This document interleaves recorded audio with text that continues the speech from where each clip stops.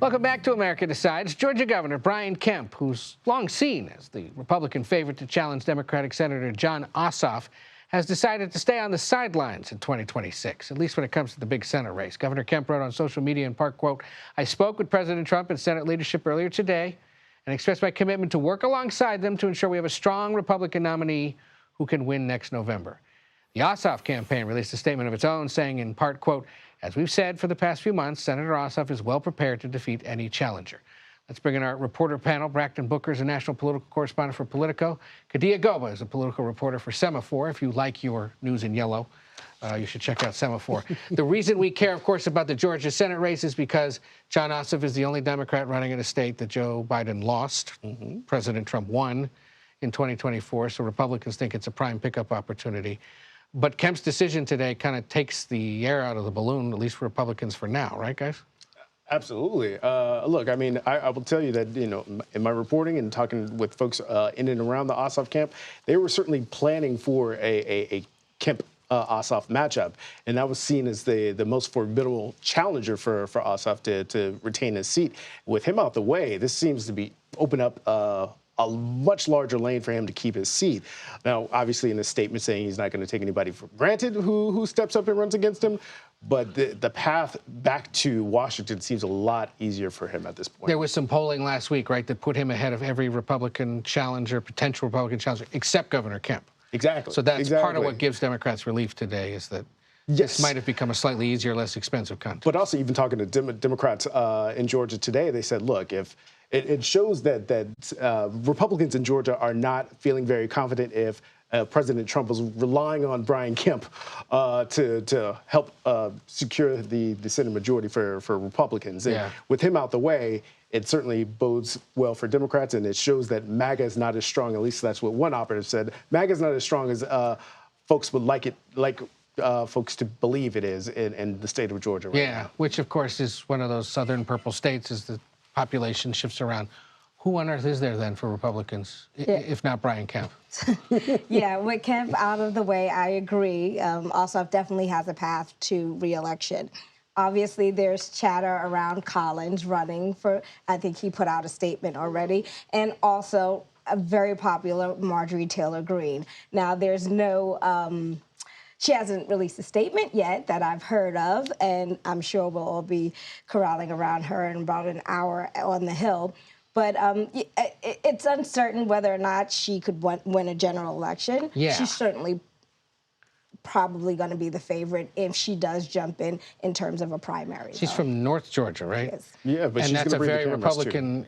She's going to bring the cameras to that race for sure. Sure, and that's the money. And of course, it's Secretary Collins of Veterans Affairs, who's a former Georgia congressman. That's who you're talking about when you say Collins. Representative Collins, sorry. That one, okay. Yeah. And then Buddy Carter was another one, right? And Buddy Carter as well. Okay, so they have some options. They do. But none of them is well known. None of them is proven as Governor Kemp, who also, by the way, is maybe still thinking about running for president in 2028. I mean, you cannot rule that out. With Trump out the way, perhaps, in 2028, that also clears the path of someone not in MAGA world running for that lane for the moderate Republicans. Speaking of governors thinking of running in 2028, you talked to another one of them, Maryland Governor, Democrat Wes Moore, right? I did, and of course, he goes on The View.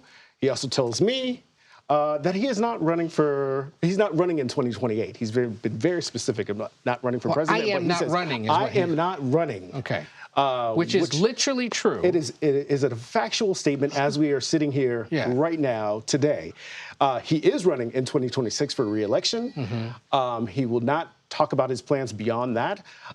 He's also gotten or will most likely get a challenger for his gubernatorial seat in Maryland. So I think the outlook for Wes Moore is really bright for him to win re-election. But he is laying the groundwork for a presidential run. He just will not admit that clearly right now, as he was just in Pennsylvania yesterday, giving a commencement speech at a historical black college where he's discussing in great detail about patriotism and what that means for up-and-coming black graduates. And later this month, he's going to be down in South Carolina, which, nobody's making any connections to South Carolina being an early primary state, the state that launched Joe Biden into to the presidency, where he's going to be talking at a South Carolina dinner with Democrats. So he's the keynote speaker. And then goes to the Jim Clyburn fish fry. I mean, nobody goes to the Jim Clyburn fish fry on purpose. Right. I don't know if you've been. The fish is decent, but the location is obscure, and you have to have a good reason to be going there. With all due respect to the leader. Exactly. One Democrat told me, look, you don't go down to the fish fry if you're not really considering running for president at some point. But then, notably, Arizona Senator Ruben Gallego, who we're going to hear from a little later in the hour, is now going this Saturday to Bucks County, Pennsylvania, which you have to win if you want to win Pennsylvania in any realm.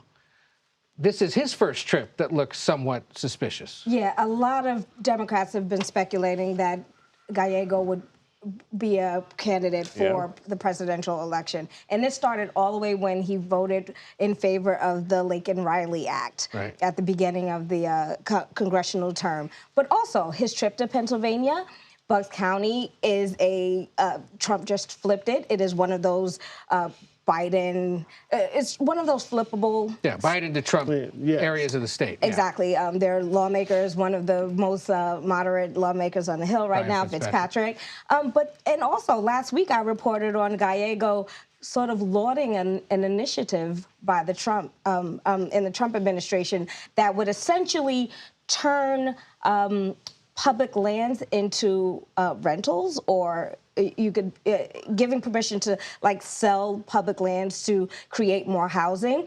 Now, this is quite strategic when a reporter ends up with a letter to the administration, congratulating Burgum and Turner. Now, obviously, his position is that he wants to make sure, a rich guy doesn't own 50 miles or 50 acres of land in Arizona. However, in this administration, when a Democrat is lauding an initiative from Trump, has to suggest something. Yeah, and he's positioned himself as a moderate possibility. And he did that on the trail, to be honest, in 2024. Exactly. That's how he won in there. He understands you gotta moderate your position. Yeah.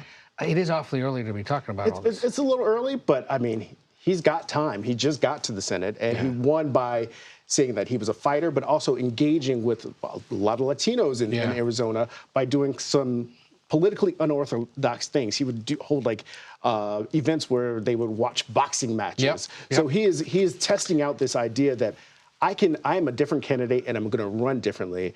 And look, even months into my first Senate term, I'm going to Pennsylvania to sell that message to help my party. And the presidential race is before the Senate race. I was about to say he's one of those few who has the benefit of waiting 2 more years. That's right. And can do this during his first full Senate term. Kadia Goba of Semafor, Brakkton Booker of Politico. Good to have you both back. We'll see you soon. Thank you.